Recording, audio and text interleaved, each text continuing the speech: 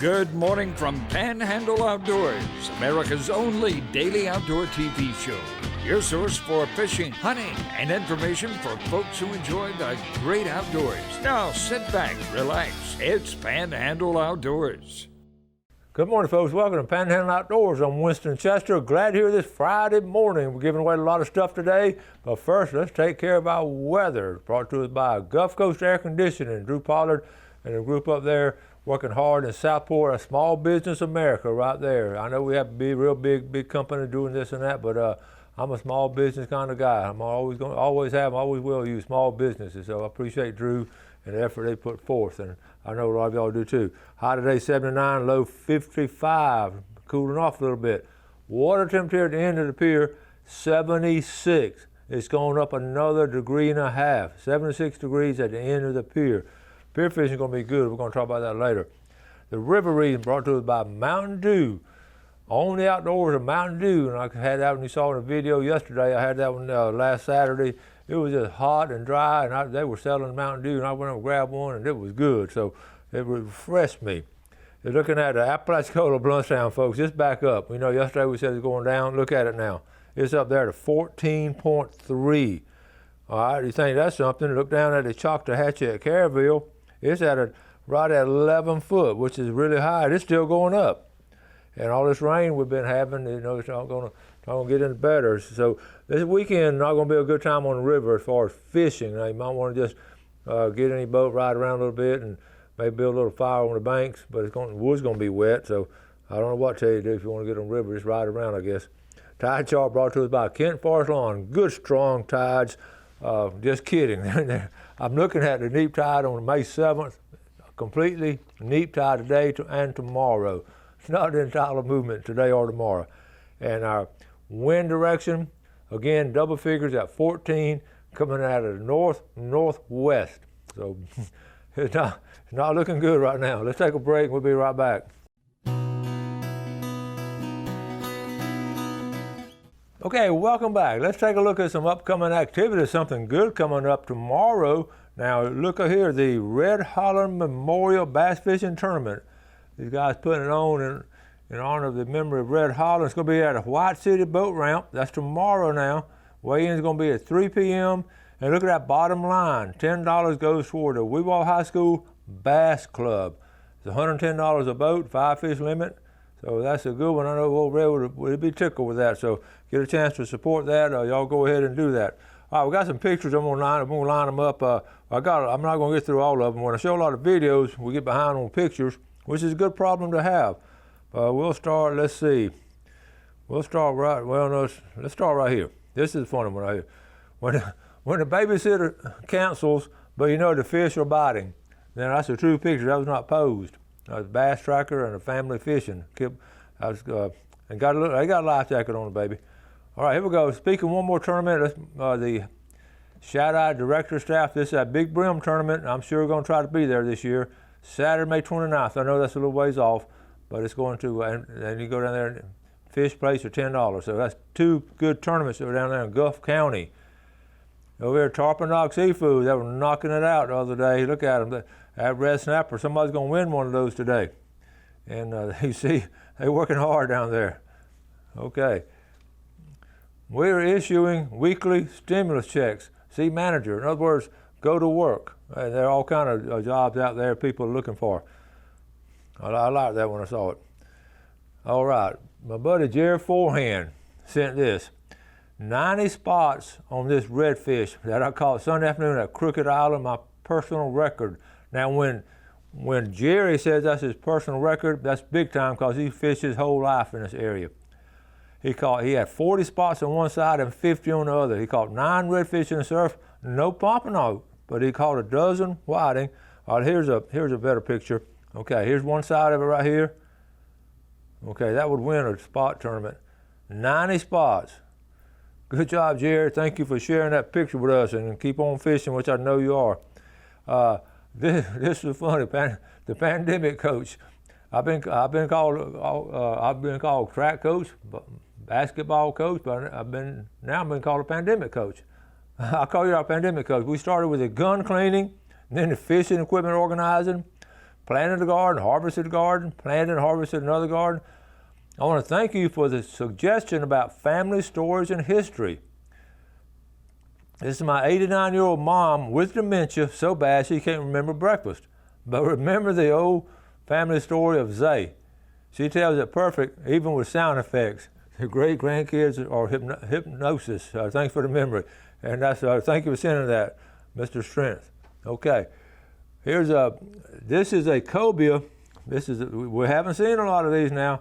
It was 55 pounds, 52 inches. But what it was, I wanted to show you because it was tagged in July of 2015 in Orange Beach, Alabama, with a fork length of 33 inches. It was on the run for 6 years and it grew 20 inches.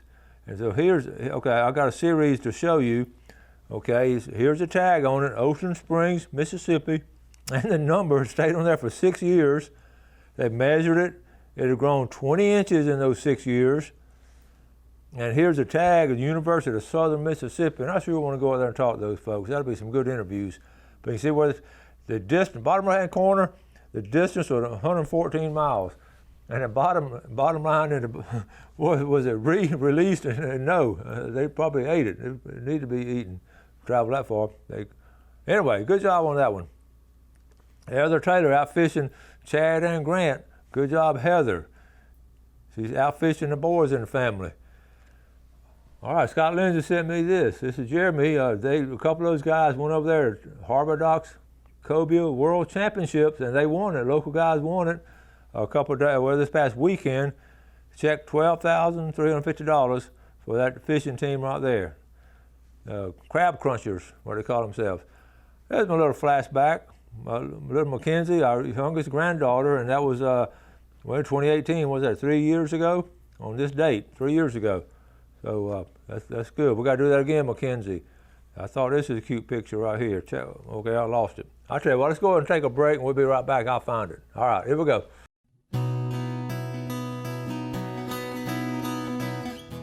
Okay, welcome back. Glad you're with us on this Friday morning. Take a look at that picture we just picked up. Now, this is a great picture. We're talking about great photography. That's cool right there. You think they're looking for something to eat? Now, don't try to pet those things. They'll bite you in a heartbeat. Okay, I just found this. Now, this is actually on the news the other day. Someone took a picture of it and sent it. The wood, talking about wood again, so this is in case you're trying to build your ground blind or duck blind or something that you don't want to use wood. April 2020, to build a 200 square foot deck, it was $936 of lumber. In April 2021, it was $36.96. Is that incredible? So just hold off on any kind of building projects. I know that's what I've done. I've had all kinds of projects I wanted to get done and all, but I'm just putting it off. I cannot afford lumber like that. Well, I got a text from Michael Harris the other day. He was talking about the weigh-ins and all the tournaments this past weekend, and he brought up a good point. We're always talking about bringing you good things in the community, great things the outdoorsmen do, and he mentioned between that bass tournament last Saturday morning and the Swivel Sisters Bayou Bash, that was over $20,000 that go into our various good things for the Camo Dreams and for the scholarship for young people. And I thought, man, it was a great day last Saturday. We did a lot of work and all, and we apologize for yesterday beginning the show not showing up. That's completely out of Jeff's hand and my hand. So, but we apologize for that. And hopefully we can get it on YouTube. But anyway, let's move on now. Someone asked me yesterday about scallop season. I said, well, they haven't said it. And they said, well, I thought it's already said. I said, wait a minute, they said it every year. But I started thinking about it. Remember last year, they had that big meeting, like in February of last year, and they went ahead and said at the same dates, long term. So I went home and looked it up, and sure enough, here it is right here, okay? The meeting in Tallahassee, this is scallop season, 2021. What happened, basically, in a February meeting in Gulf County, the season will be August the 16th through September 24th each year, beginning this year. So you can go and make reservations and all. We got caught up in a situation where, well, I'll tell you about it in a minute. And anyway, they did that on purpose so people could, make reservations and plan their vacations and all that. So that's the date right there. Amanda Natalie sent that. So August the 16th, and we got caught up in it. I think last year or year before last that we had actually we had rented our house out for the first 2 weeks of scallop. We thought the scallop season was going to be on this date, but they delayed it like a month, and we'd had the house rented out.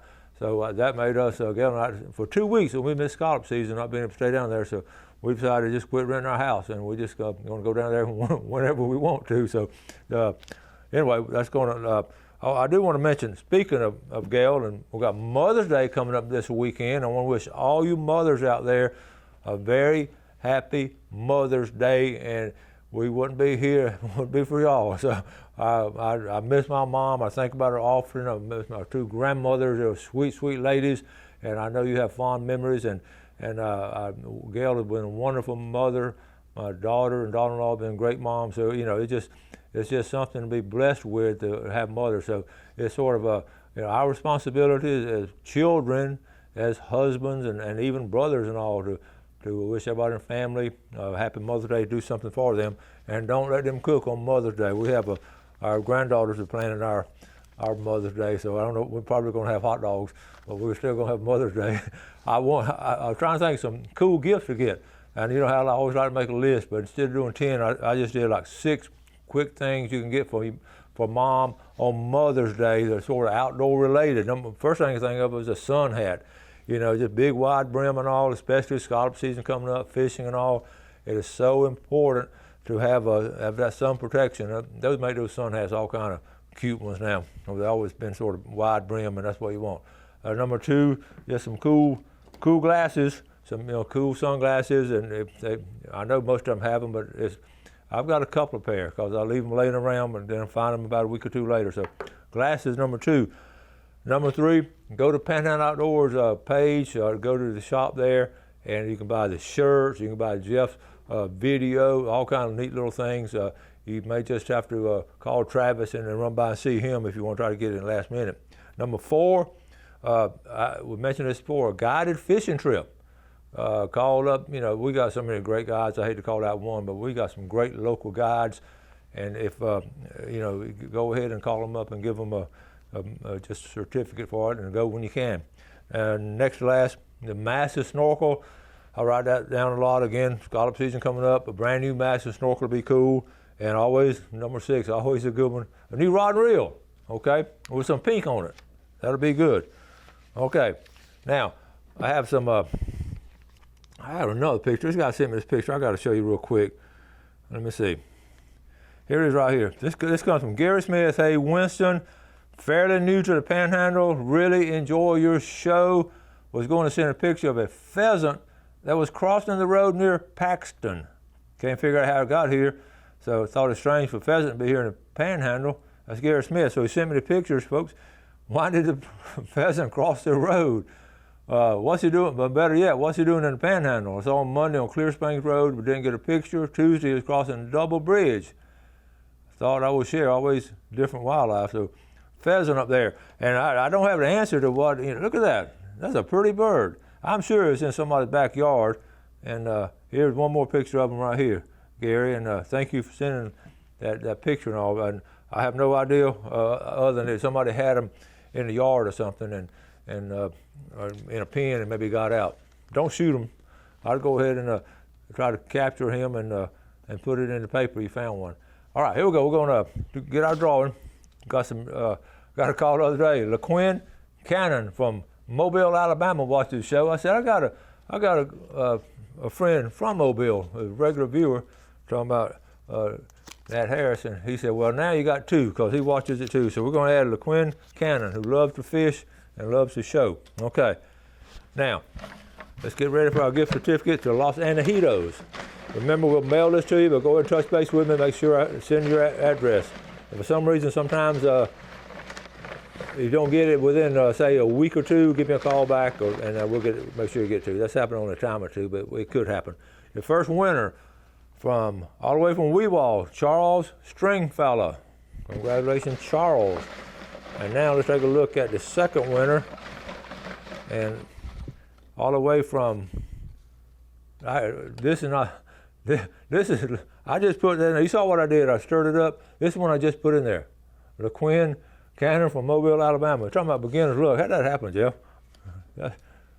You see what I do? I just go round and round. Okay. And I always try to go to the bottom. Okay, third winner from Greenhead, Rebecca Weeks. And big red snapper, like you saw in that picture a while ago. Okay. I'm down here at the bottom. And that's going to be, the big red snapper winner is going to be from Youngstown, Shannon Newsom. So here we got Weewalt, Mobile, Greenhead, and Youngstown. All watching Panhandle Outdoors and going to be eating good this weekend. All right, we're going to take our break, come back with our famous Friday fishing report.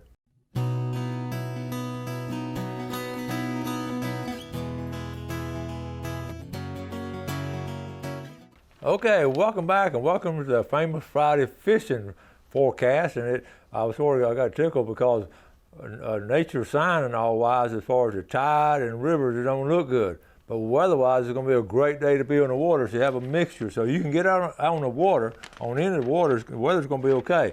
And I was putting together last night, one of the first things I wrote down was cobia. And, get a lot of, you saw that one cobia Jeremy Lindsay and those boys got. Now, those guys are really, really good cobia fishermen, and they know what they're doing. But hardly anyone is catching cobia right now. There's only been a few caught. And I'm hearing fellow fishermen talking about maybe putting just closing season for up to 2 to 3 years to give the cobia a chance to come back. And what it is, they're just getting hammered, all the way down to Key West, from Key West all the way up the coast through Tampa and Apalachicola, Panama City, on up to Pensacola, Mobile. People fishing for them all along. And they're really getting hammered, and I know the population is suffering by just listening to people fishing. It was, it was no problem back, 15, 20 years ago, maybe even 10, 15 years ago, to go out of the park right here. Okay, to go out the pass right here, there's no problem. Go out the pass, hang a left, or actually go south, and between there and right in here, Crooked Island, if you didn't see a cobia, then you had to turn around and go back because you would see one either going down or coming back.